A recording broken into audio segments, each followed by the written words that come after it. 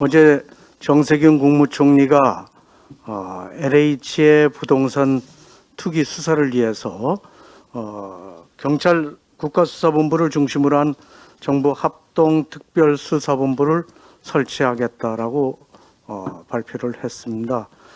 그런데 이제 갓 출범한 국가수사본부가 기상천외한 그런 투기 수법, 또 복잡한 자금 흐름, 또 차명 투기 의혹까지 낱낱이 파헤쳐서 사건의 진상을 규명할 수 있을지, 또 총리의 지휘하에서 국가수사본부가 객관적, 중립적으로 수사를 할 수 있을지 벌써부터 우려의 목소리가 크게 나오고 있습니다.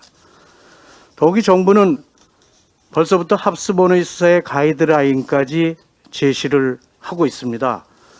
정 총리는 국가정보를 악용한 땅 투기는 국민의 배신이라면서 패가 망신할 정도로 엄히 다스리겠다고 엄포를 내놨습니다.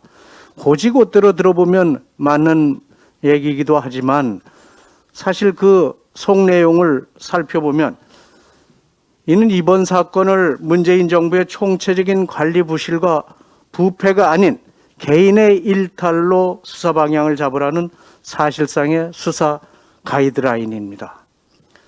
또한 정권 책임론 면피를 위한 전형적인 꼬리 자르기이자 문재인 정부의 부패를 덮으려는 정부의 노골적인 수사 공작입니다.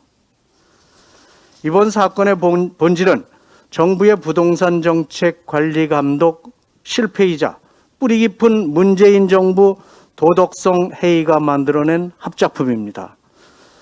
무능하고 위선적인 문재인 정권 4년 동안 무너진 공직기강 해이, 그리고 내부 정보관리 시스템 붕괴가 결국 LH의 부동산 투기로 기결됐다고밖에 볼 수 없습니다. 그런데 자신들의 이 책임에 대해서 반성이나 자책은 하지 않고 말단 공기업 직원에게만 호통치는 모양새입니다. 이번 사건은 공직자 투기가 더 이상 발붙일 수 없도록 철저한 진상규명과 처벌 그리고 재발 방지책 마련이 필요한 사안입니다. 온 국민의 분노가 확산되자 그동안 뒷짐만 지고 있던 대통령이 뒤늦게 나서서 검찰과 경찰의 수사 협업을 애매모호하게 지시하는 것으로 끝날 일이 아닙니다.